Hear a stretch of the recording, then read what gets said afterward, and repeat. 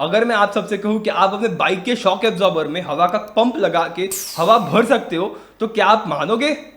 नहीं ना। Well, Honda की सिल्वर विंग GL 500 के रियर शॉक एब्जॉर्बर में हवा भरी जा सकती थी, क्योंकि उन्होंने कन्वेंशनल शॉक एब्जॉर्बर्स यूज नहीं किए थे, उन्होंने एयर स्प्रिंग्स यूज किए थे।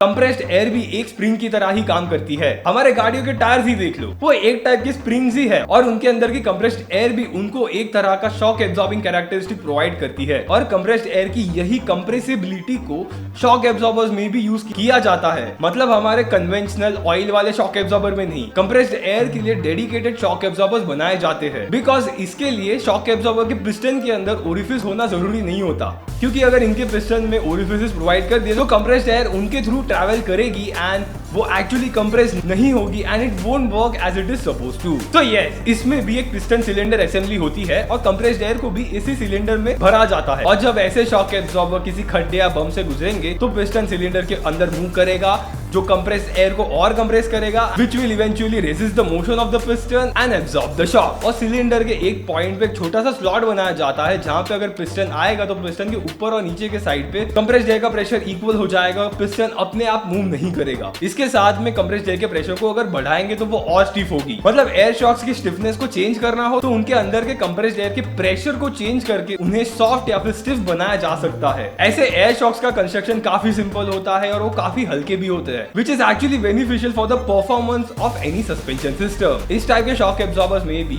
रिबाउंड और कंप्रेशन की स्पीड को कंट्रोल करने के लिए एडजस्टिंग स्क्रूज दिए जाते हैं, जिनको घुमा के रिबाउंड और कंप्रेशन के ओरिफिस के डायमीटर को छोटा या बड़ा किया जा सकता है। अगर ओरिफिस को छोटा कर दिया तो शॉक एब्जॉर्बर का ऑयल उसमें से स्लोली पास होगी, which will make the shock absorber slightly stiff। लेकिन अगर ओरिफिस के डायमीटर को थोड़ा बढ़ा दिया, जिसमें से हाइड्रोलिक ऑयल आसानी से तेजी से फ्लो कर सकती है, and it will make the shock absorber slightly soft। हाँ, इस टाइप के शॉक एब्जॉर्बर में भी हाइड्रोलिक ऑयल यूज किया जाता है, जिससे उस पिस्टन के नीचे वाली चेंबर में भरा जाता है। इसी टाइप के मैकेनिज्म को हमारे कन्वेंशनल हाइड्रोलिक शॉक एब्जॉर्बर्स में भी यूज किया जाता है, जिनके बारे में आप मेरी बुक पढ़ के सीख सकते हो। और शॉक एब्जॉर्बर्स के अलावा इन बुक्स में आप इंजन, पावर ट्रेन, स्टीयरिंग और ब्रेकिंग सिस्टम्स के बारे में भी सीख सकते हो। So go ahead and buy your books from the links provided in the description box below। और इनमें इलेक्ट्रॉनिक्स ऐड करके शॉक एब्जॉर्बर के अंदर के कंप्रेस्ड एयर के प्रेशर को ऑन द गो कंट्रोल करके इनकी स्टिफनेस को एक्टिवली एडजस्ट करी जा सकती है। And guess what? That's exactly what happens in active suspension system। Majority luxury cars में जिनमें एक्टिव सस्पेंशन सिस्टम यूज किया जाता है, वो सिमिलर टाइप के एयर शॉक एब्जॉर्बर्स यूज करते हैं, लेकिन उनका कंस्ट्रक्शन स्लाइटली अलग होता है। इन टाइप्स के शॉक एब्जॉर्बर्स को काफी सारे ऑल्टरनेट व्हीकल्स में यूज किया जाता है, और इसीलिए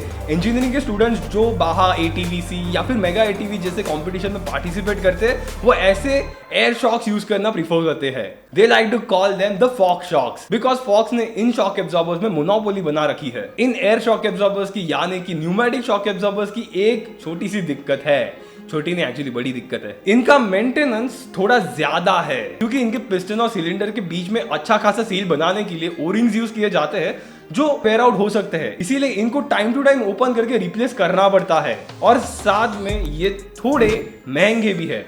थोड़े नहीं, एक्चुअली काफी ज्यादा महंगे हैं, और इसीलिए इन्हें परफॉर्मेंस ओरिएंटेड व्हीकल्स में ज्यादा प्रीफर किया जाता है। And now you know everything about air shocks. और क्या आपको पता है कि मारुति सुजुकी जिम्नी के राइड हैंडलिंग और बॉडी रोल को कंट्रोल करने के लिए सिर्फ ये एक पॉइंट पे फोकस करना था, जिसके बारे में अगर आपको जानना है तो आपको ये वाला वीडियो देखना चाहिए।